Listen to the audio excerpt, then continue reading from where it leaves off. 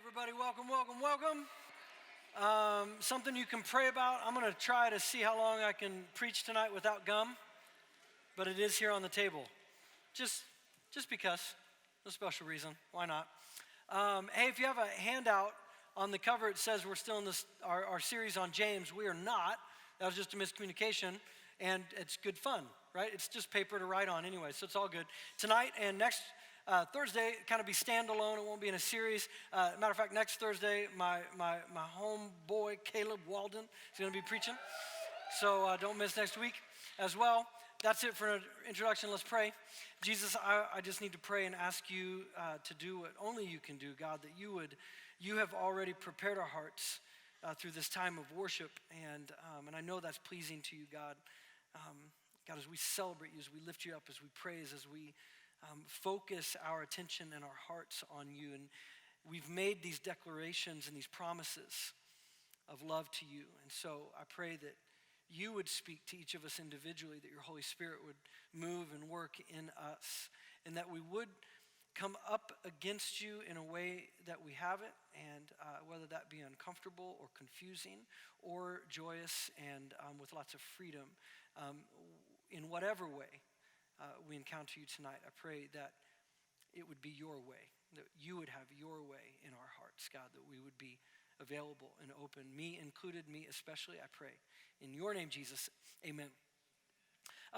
We all have things in common. One of them is doubt. We all doubt. And doubt's pretty easy to identify.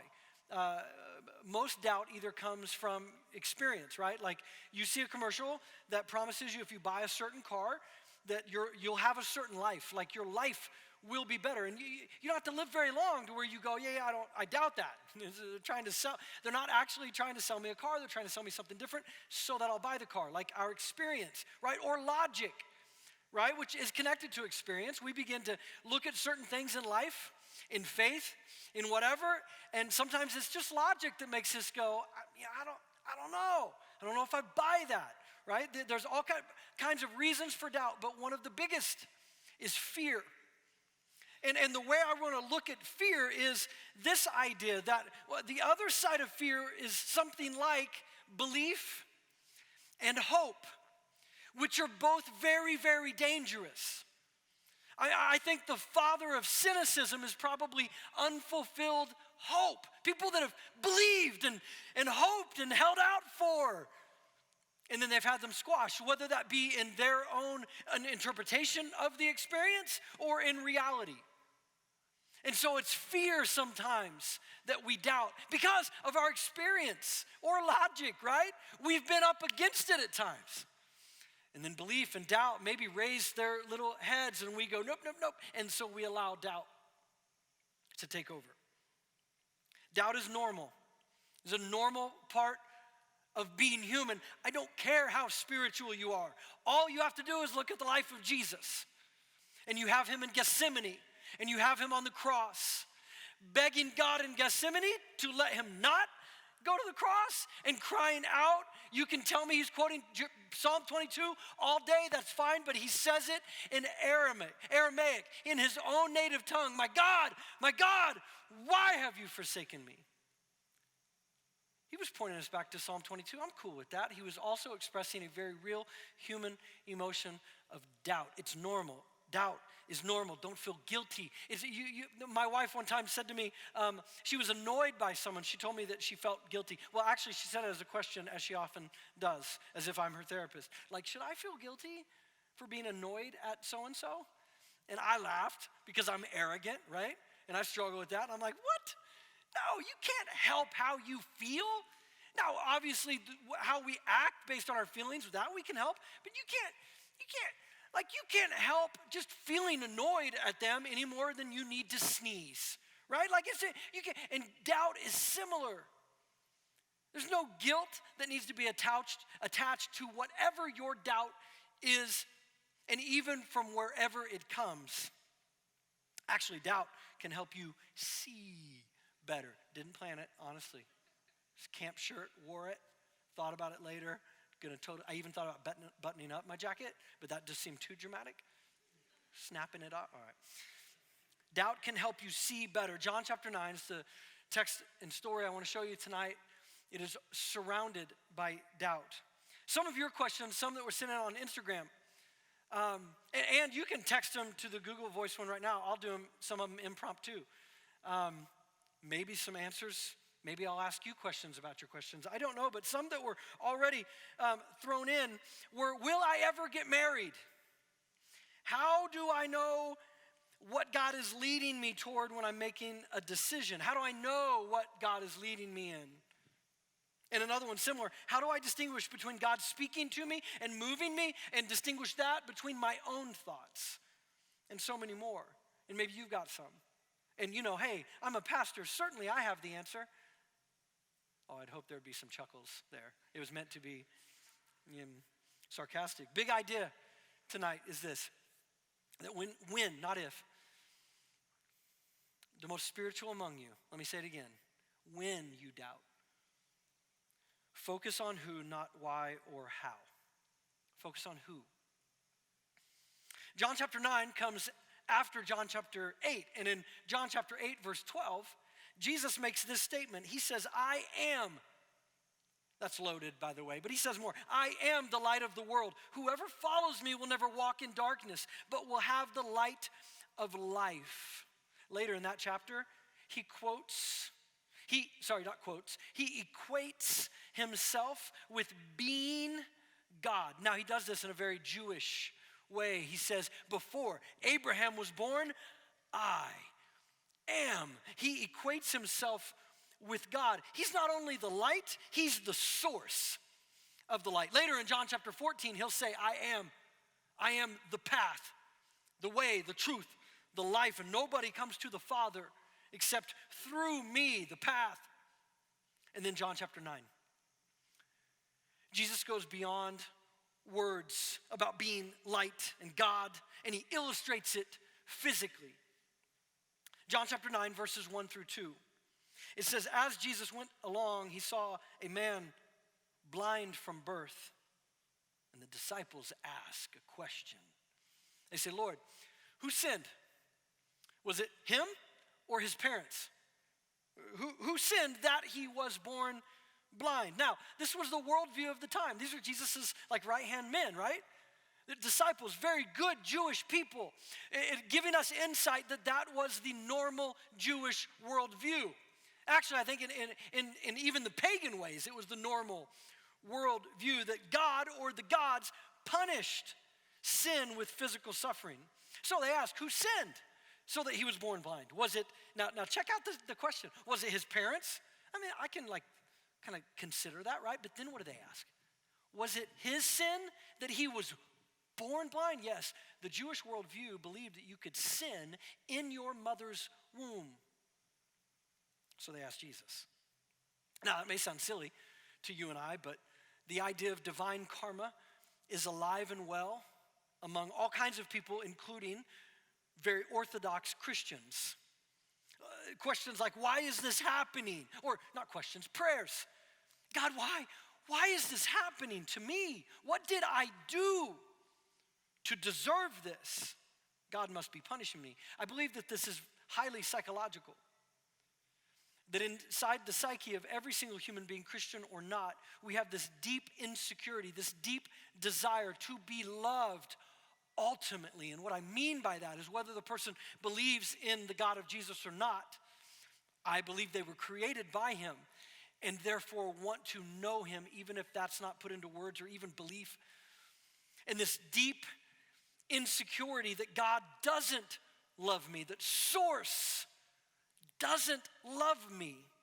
And then they can say about their pain, see, look, here's the proof. This happened to me. He either let it or did it. So we're not too far removed from these people 2,000 years ago. Jesus, who sinned? The man or his parents? Jesus' response is typical of Jesus because when he was asked deep questions, he often answered in riddled questions. Or he'd take it in another direction, implying, and this is key. One of the things Jesus did by answering questions, by asking questions often in riddles, was, I think, an implication that the question itself is jaded. You can use the word wrong, but I think jaded is a better way. I think the spiritual place from which the question resides is right. But often our questions are jaded and skewed, and we miss the point because of the question. And Jesus would often bring us to that reality through his own riddles and his own questions back to us. And in this instance, Jesus basically dismisses it. They focus on why and how. Jesus focuses on who. But let me read it to you, his response in the NIV, the New International Version. He says, neither this man nor his parents sinned to make this happen, but this happened so that the works of God might be displayed in him. As long as day, we must do the work of him who sent me. Now, I want to nerd out with you for a minute, but it's important.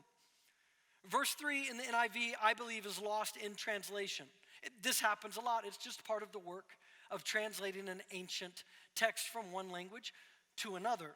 But some things you need to know, and then you can hear my conclusion, and you can decide to agree or not, and maybe do some work on your own.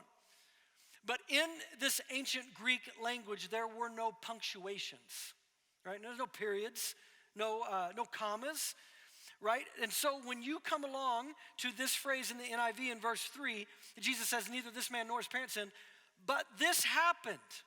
This happened, implying the cause of this blindness happened so that those words are not in the text. There's nothing wrong with that. Interpreters have to do that all the time. You're translating some people that are kind of ignorant about translation, they're just like, why don't they just literally translate it from this language to this? You should look at what that looks like. It's hard to read, right? And so they've added those words there and with some punctuations. Literally, neither this man nor his parents sinned, but so that the work of God might be displayed in his life. NIV puts a period there. And then he says, we must do the work of him who sent me. I think removing the period makes more sense. Not just because it works well with what I believe, and I'm just like you, and I've got confirmation bias all the time. I'm going to find what I'm looking for, so do you. Just admit that, and you and the Bible will get along a lot better. So it does fit with what I want. It also fits very properly with how Jesus teaches. And if you will, the logic of Jesus that is presented throughout the four Gospels. So if you remove the period, what you've got is neither this man nor his parents sinned. But so that the work of God might be displayed in his life, we must do the work of him who sent me. Jesus doesn't focus on how, but he focuses on, I don't even know that he focuses on what is. He just, as we might say today, right? It is what it is. And then Jesus moves on from that. Why? How? So that, and then he does this thing, right? Here's the good work. This is what it is. You know what's ironic is that I think Jesus probably had answers. Of course, part of the problem was their question was wrong. They started at a place that in Jesus' world, which is just always right, his worldview, that just didn't make sense. What do you mean, who sinned that this would happen? Here it is. And so that God's glory would be gloried in this man's life, here's what we're going to do.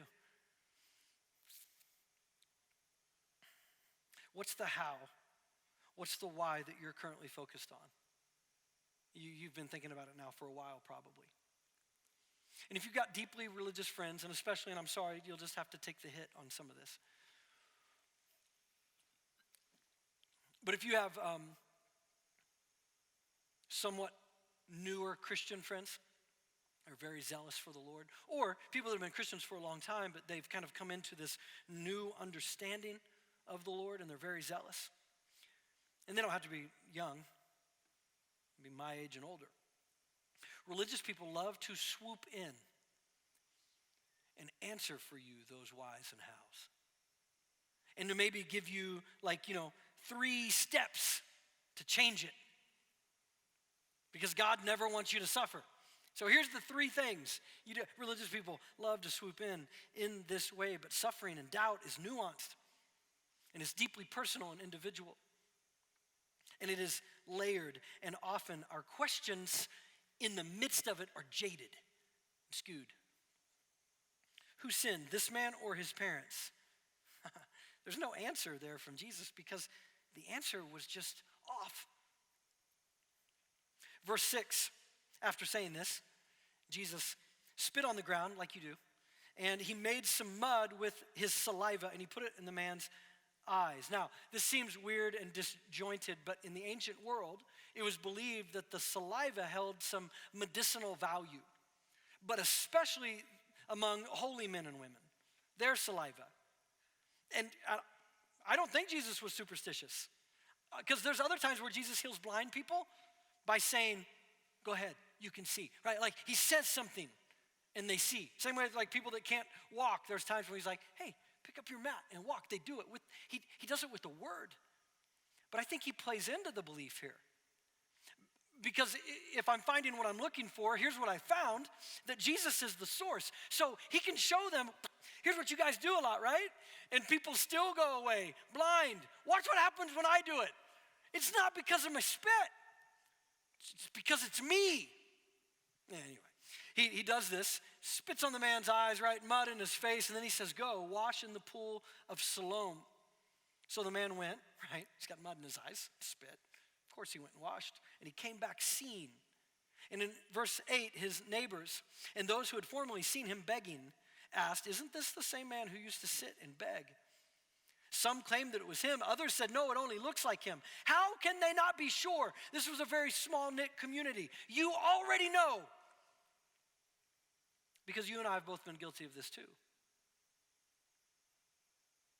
I mean, the homeless man that you've driven by 1,000 times, right now, what exactly was he wearing? Could you pick him out of a lineup? Think back to your high school, middle school days.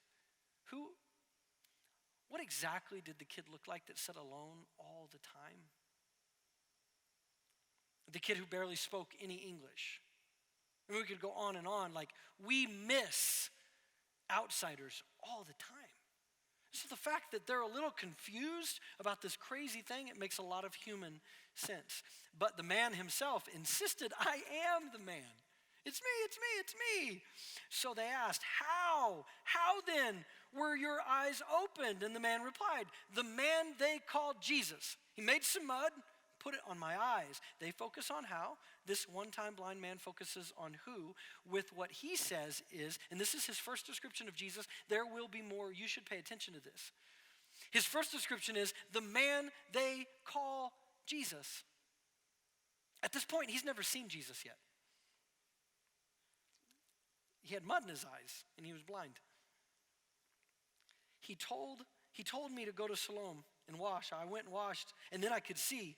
They asked him, where is the man? He says, I don't know.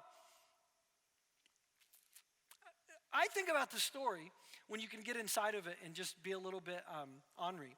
Like seriously, this guy hasn't seen his whole life. Let's just say he's your age. Let's say he's 25. 25 years, he's never seen. So what do you do when this guy gets to see? Of course, you interrogate him for a long time. No, come right? You're like, dude, come here. That's a tree, right? You felt it before, right? This is a puppy. Here, hold the puppy. That you can see it now. You've held the little puppy. You know what it feels like, but now you can, oh yeah, that's Beatrice, right? Look at her. She's hot. Do you see what we meant when we kept telling you she was hot? We didn't mean like warm. We didn't mean like she was in the sun a lot. Do you see, right? Like he can see him. So what do? What do religious people do? Interrogate. Verse 13, they brought to the Pharisees the man who had been blind. Now the day on which Jesus had made the mud and opened the man's eyes was a Sabbath. Oh, this is when the music starts. Therefore the Pharisees asked him how he had received his sight. He put mud on my eyes, I washed, now I can see. Here's something interesting. His first explanation to his neighbors, 33 words. His second to the Pharisees, 13, right? The dude wants to just go enjoy sight.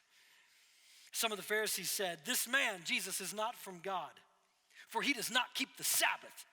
But others asked, well, how can a sinner perform such a miracle, such a sign? So they were divided. This is the Pharisees. They're divided amongst themselves. Then they turned again to the blind man. What have you to say about him? It was your eyes he opened. The man replied, he is a prophet. Who did this? The man they called Jesus. Who is it? He's a prophet. Now, let's back up, Pharisees. God's law, the Old Testament scriptures, says you don't work on the Sabbath. You're supposed to rest. Oral traditions, which is called the Midrash. These Jewish rabbis would come along in the ancient world and read the Old Testament scriptures, and they would add these oral traditions, interpretations. They were trying to work it out. It's a good thing. Your generation doesn't like this, by the way. It's a part of this organized religion. I'm with you. Gen X, right? We're all about that. Rock and roll, in your face, right? I think those are about the only nice things we could say about that, right? But like, I get it, but you got to be careful. Take it from a Generation Xer. You don't want to throw the baby out with the bathwater. But what we see here is this midrash, these oral traditions became as important as scripture, sometimes more. And so when they would work out, well, what does it mean to not work on the Sabbath? I'm not even going to go into the details because there's hundreds. But bottom line is they looked at Jesus healing a man and said, that's work, and that's bad, that's sin. So they're mad, but they're divided because one of them uses logic. There's doubt, but there's also logic. How could a sinner do this? And here's an implication. If Jesus is from God and he's not bound by our traditions, who is bound by our traditions? Now, your generation will love this. Big implications here of religious power because it's all about money and control. You want to start a cult? It's all about people's money and your control over them. You want to watch a lot of, on the outside, seemingly orthodox churches that follow Jesus? They look kind of cultish because religious power is cultish when it's disconnected from humility and truth and Jesus as the head. So they asked the man, right? They're divided. They asked the man what he thinks about Jesus. He's a prophet. Verse 18, they still do not believe that he had been blind and received his sight until they sent for the man's parents. Is this your son, they asked. Is this the one you say was born blind? How is it that now he can see? The parents say, we know that he's our son, and we know he was born blind. But how he can see now or who opened his eyes, we don't know. Ask him. He's of age. He will speak for himself. His parents said this because they were afraid of the Jewish leaders who already decided that anyone who acknowledged that Jesus was the Messiah, the Savior, God's Son, they would be put out of the synagogue. That is why his parents said, he's of age, ask him.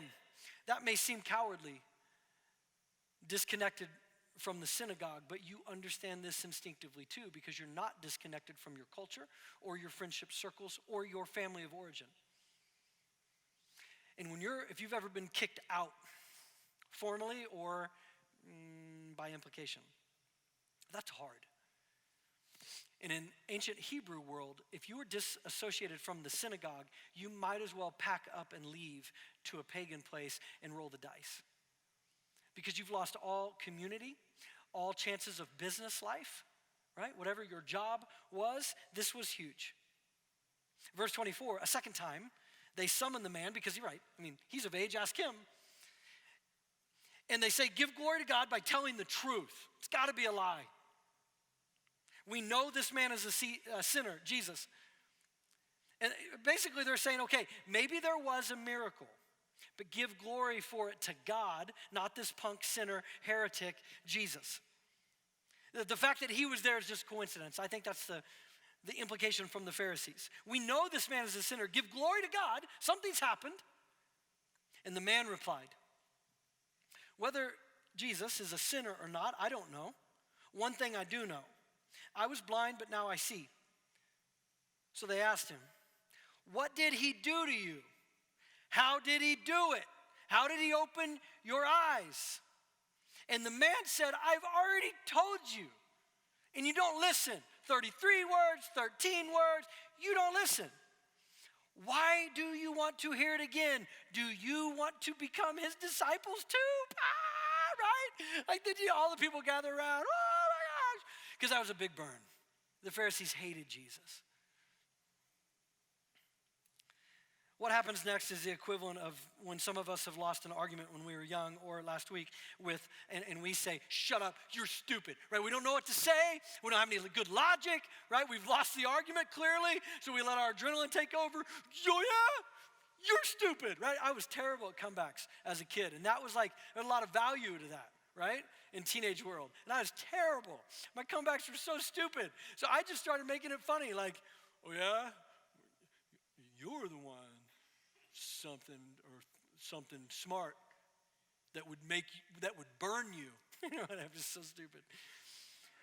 And I love it when adults act like children, except when I do it. When I do it, there's a reason. Okay, here's what they say. When they hurled insults at this man, then they hurled insults, and they said, you are this fellow's disciple. We are disciples of Moses. We know that God spoke to Moses. But as this fellow, Jesus, we don't even know where he comes from. And the man's not done, the one-time blind man. He'd been an outsider his whole life. Everyone assumed he or his parents were nasty and sinful. And this man says, now that is remarkable. You don't know where he comes from, yet he opened my eyes. We know that God does not listen to sinners. He listens to the godly person who does his will. Nobody's ever heard of opening the eyes of a man born blind. If this man were not from God, he could do nothing. And to this they replied, you were steeped. Now watch the trajectory. Remember where this started. Jesus' disciples. Hey, Jesus, who sinned? This guy or his parents that he was born blind? The Pharisees, they do their interrogation, the religious, and maybe there was a miracle, but it certainly wasn't because of Jesus, just coincidence. They keep on interrogating. This guy ends up dropping some really good truth. And so where do they end? They end like this. You were steeped in sin at birth. How dare you lecture us? They just go right back to their worldview. I know why you were born blind. Maybe you were born blind and now you can see. Right? I'm surprised they didn't do what they did elsewhere. They blamed Jesus' miracles on the devil. Now, I know how he does these crazy things. Satan, Beelzebub is in him. Right? Jesus just, he's just standing there laughing. Because what he ends up saying is, wait a minute. How does a house divided against itself win? Right? Like, what am I doing? I'm casting out, you think I'm casting out demons by the prince of demons? Right? It's like a show? Come on. Right? Your logic is bad. And here their logic just gets worse. They interrogate, but they go back to what's comfortable. And we do that. We can have some empathy for these Pharisees. Matter of fact, the longer I'm a Christian, the less I identify with the outcasts and the more I identify with the Pharisees. I've been a professional Christian now for almost 25 years. That's a heavy weight. If we don't keep it honest and in the light so that I can actually see not everything about you, but everything about me. God does things we don't understand or don't fit into our previous understandings. So we jump back to what's familiar even when it's just crumbled. Oh man, I got all kinds of stories about this, but I don't need to tell any because you've got them too. In verse 35, it ends like this. Jesus heard that they had thrown the man out. They'd thrown the man out of the synagogue, not his parents, the man. He's old enough. Jesus has heard about this, and when Jesus found him, stop. This is a consistent theme throughout the Gospels. People think they're trying to find Jesus, and so do you. We're seeking after him, and you find all along that he's the one looking for you. You remember Zacchaeus? Zacchaeus, the wee little man, the tax collector, the outcast guy, because he's rich and he works for Rome, but he's a Jew, and he's a small man, and Jesus is coming into town. There's all kinds of people. There's a big crowd, so what does he do? He's short, so he climbs a tree, a sycamore tree. Jesus comes along, and he sees him up there, but he knows his name. And Jesus says, Zacchaeus, come down. I gotta have dinner in your house today. Zacchaeus thought he wanted to get a look at Jesus, but the whole time, Jesus was looking for him. And it's the same with you. Some of you are newer Christians, and you've been on this journey. You've been seeking truth. I don't want to spoil the whole thing for you, but the God of the universe, the creator of all things, the way, the truth, and the life, Jesus has always had his eyes on you. And there's this great song, and I'm going to mess it up, but it's fairly new, and we'll sing it at some point if we haven't already. But this idea that you found me before I was lost, I was already yours before I was lost. Something, I mess it up. I'm not a writer, something. But like he already saw you. You were already like his before you had wandered, right? Or we might use like me, never growing up in the church, right? But I was like a lot of you that didn't grow up in the church too. I walked outside and went, wow, this had to come from somewhere, right? Like there's these ideas, these instincts, these intuitions. I love it that Jesus seeks this guy out because he had heard that he got kicked out of the synagogue. So he finds him and he says, do you believe in the Son of Man? That was a Jewish way of saying the Messiah, the Son of God. The man said, who is he, sir? Tell me that I might believe in him. And Jesus says, you've now seen him. In fact, he's the one you're speaking with. And the man said, Lord, I believe. And he worshiped Jesus. I want you to look back, and I'm going to give you the verses, the trajectory of this man's descriptions of Jesus. I think it's a blueprint of some sort. I just haven't figured it out yet. But it resonates is what I mean. In verse 11, he says it was the man they called Jesus. In verse 17, it was the prophet. Jesus is a prophet. In verse 33, he's from God. Who could do these kind of things if he's not from God?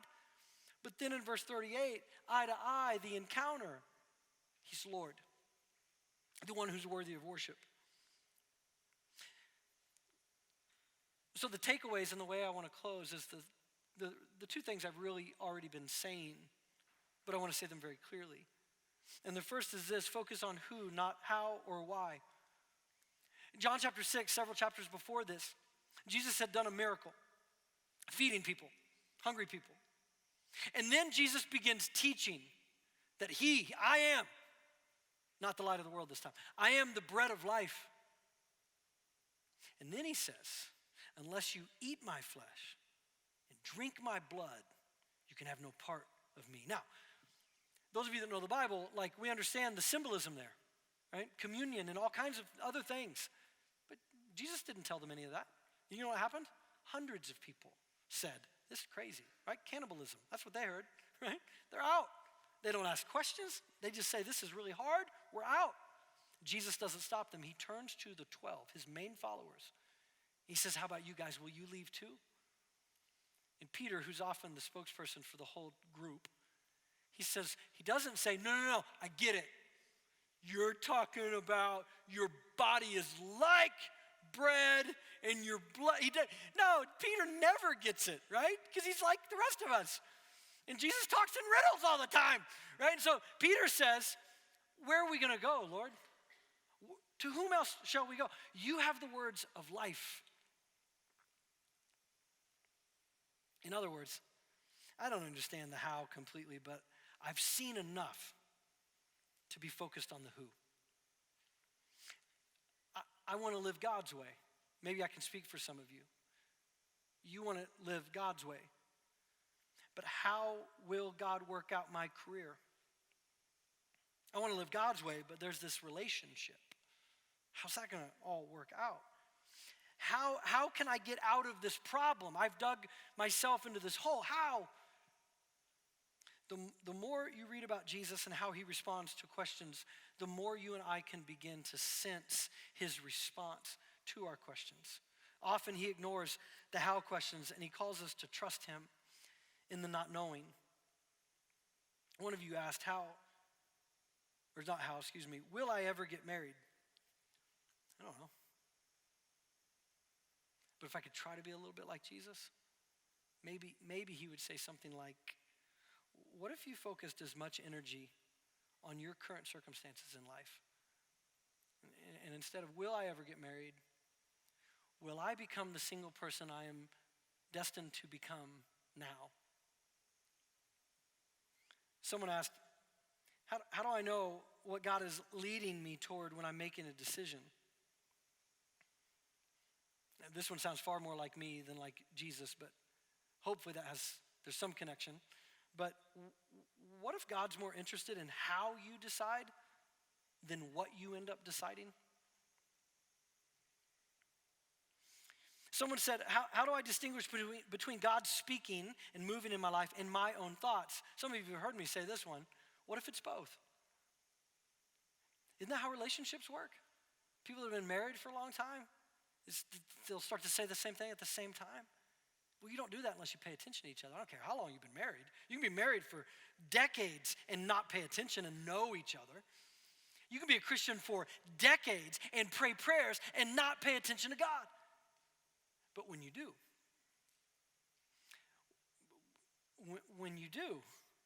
aren't your thoughts somehow intertwined with the thoughts of the one that you walk with?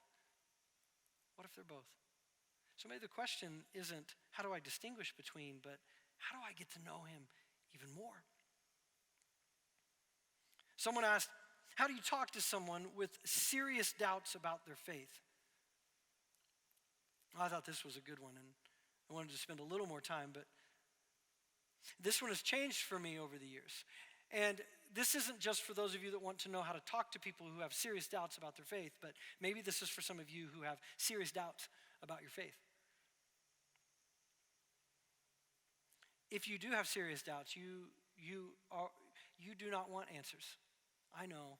You're like, yeah, I do. But listen, I'm trying to go, and this is from experience, so I could be wrong. But I think underneath the surface, you want to be heard. You want to know you're not alone, that you're not an idiot for feeling the way that you feel.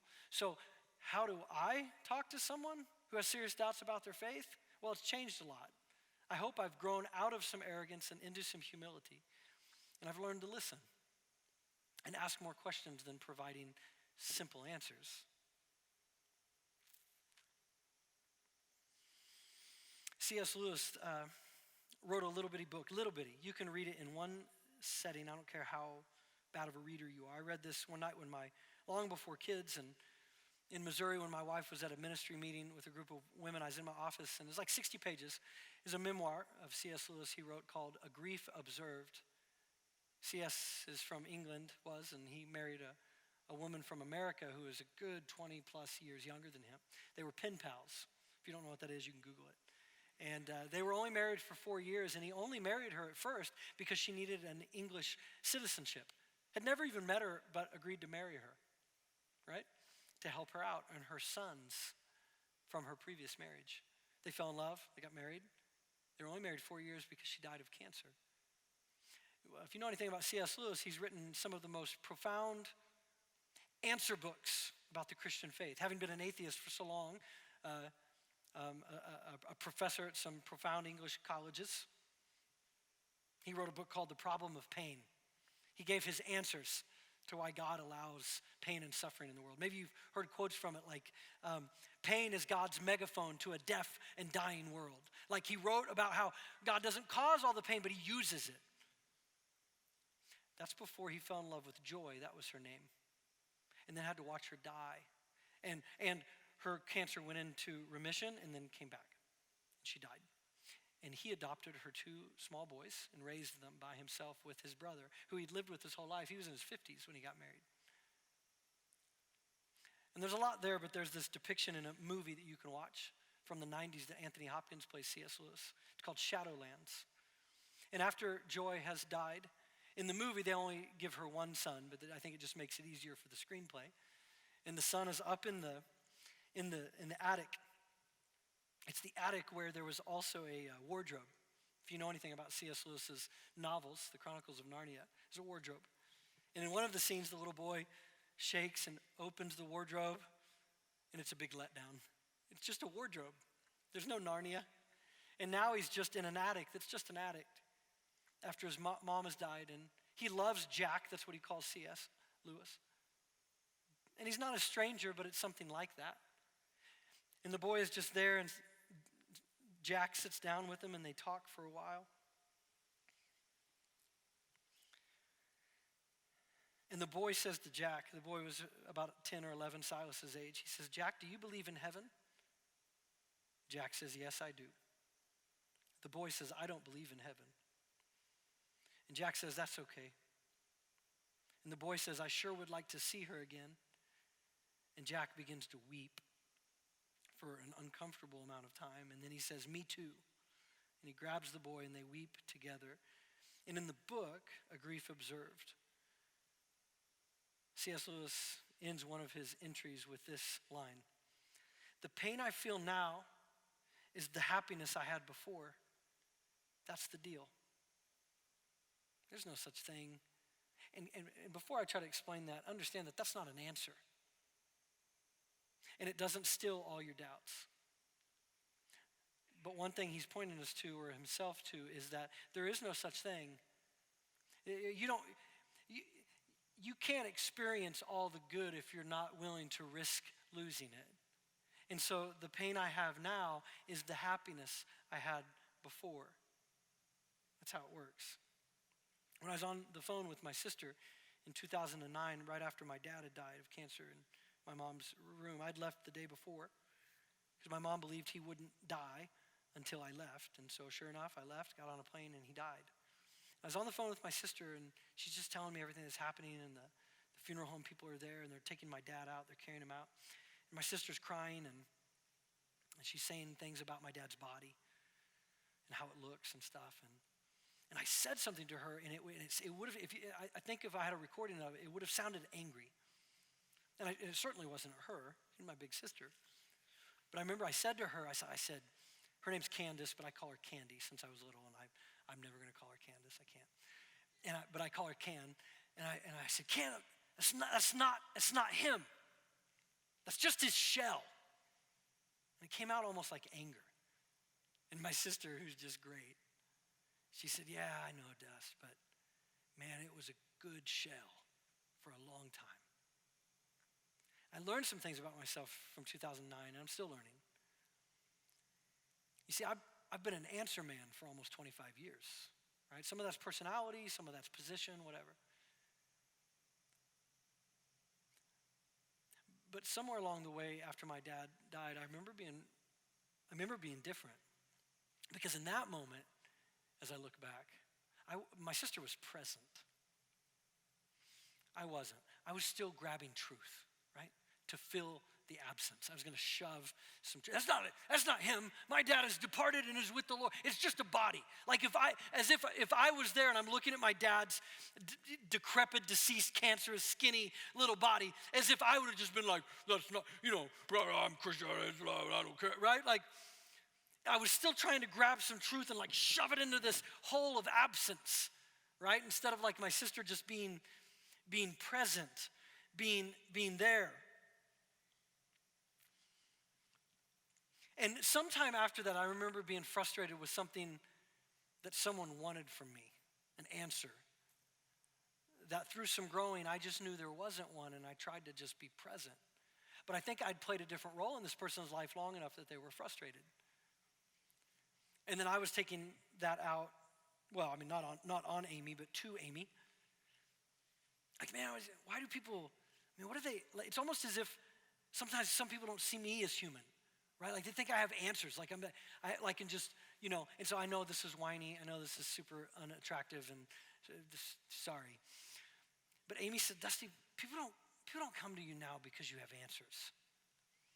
I think people come to you because you, for enough time, have been comfortable to stepping into that broken place even though you don't have answers, right?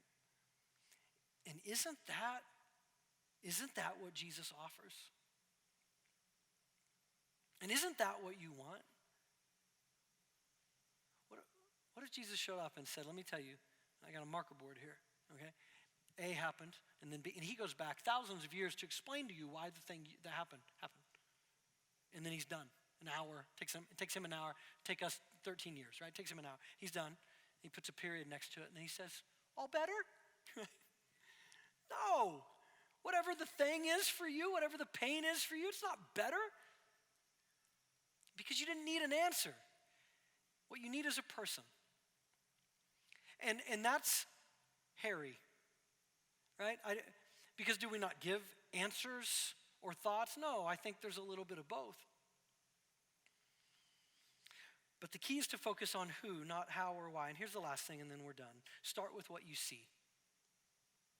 Start with what you see. We tend to start with what we don't know. and how we know it doesn't work. Okay, here's what I know I don't know. And then because of that, here's how I think things are going to work out. This is that cynicism, because at one point you had hope. This guy told me once that he couldn't believe in a God he can't touch or see or hear. A grown man in Missouri with a lot of language and a lot of anger because of some things that happened. And he came to me, and I was able to say, man, I understand that.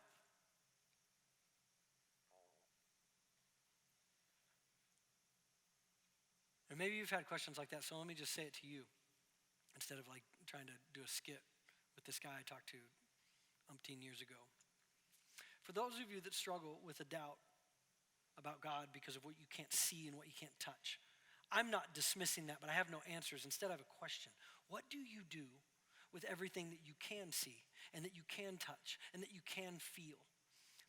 What do you do when you go, how do you categorize and what do you do emotionally with the moment you walk outside after rain that we had a lot this year and you see a rainbow? Or you're like at Disneyland and there's this little baby and it's laughing, or it farts, right? And then you all laugh, and then you start thinking, why do we laugh? Like, why is a fart funny? It is, right? Or like the feeling you get when you eat chocolate. Like, what do you do with that? Where does that come from? Or what about this? What about when you hear about a woman being raped? And every ounce of humanity in you is angry, and you just know instinctively it's righteous anger. Where does that come from?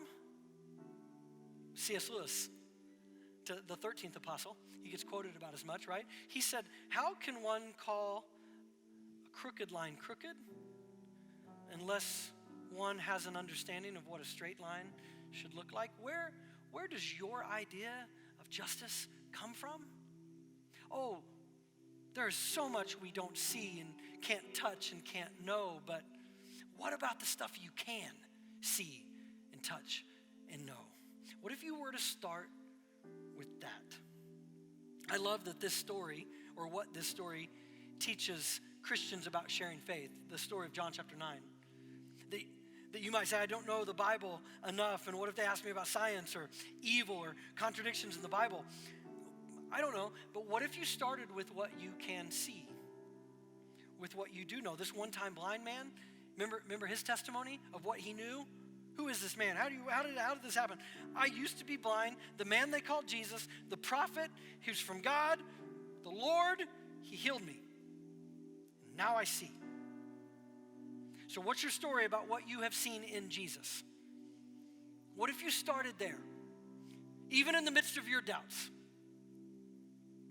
And with those around you that have doubts, what if instead of giving them, 16 points of the things you've learned over the years, what if instead you listened? And like Jack sitting next to the boy who just lost his mother, what if the things they say, they feel and believe that you don't believe are true, what if you still said, that's okay, because that's normal? Because what if it's not answers that lead people to the truth anyway? What if it's a person? And what if that person lives inside of you? And what if when you walk with your people and your family and your friends, what if you're praying even then?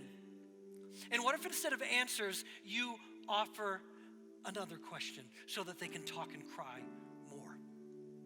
And what if when you leave the house that night, what if you just realized that that person that you didn't give any answers to just spent 30 minutes, an hour with Jesus because he lives in you? Well, that would be something. But I'm going to ask you to stand because we're going to respond in worship. Because some of you here tonight, it's not about the friends you have who doubt, it's about you. So my question for you that I want to leave you with as we enter into this time of spending with Jesus is, what are you focused on? Because we've all been given the gift of spiritual sight. You know why? Because everything's spiritual. There isn't an inch, a square inch of this creation that Jesus has not imprinted and claimed mine. It's all spiritual. So what if you started with what you see? But you have to ask, what am I focused on? There's nothing wrong with why and how questions. They have their place. But don't let them crowd out your focus of who. Doubt reveals that there are shadows casting darkness in this life, but there's no such thing as shadows unless there's light. So in the midst of asking why this darkness has come, you need to ask why and how. You need to ask, where's that light coming from? There's a shadow, and chase the light.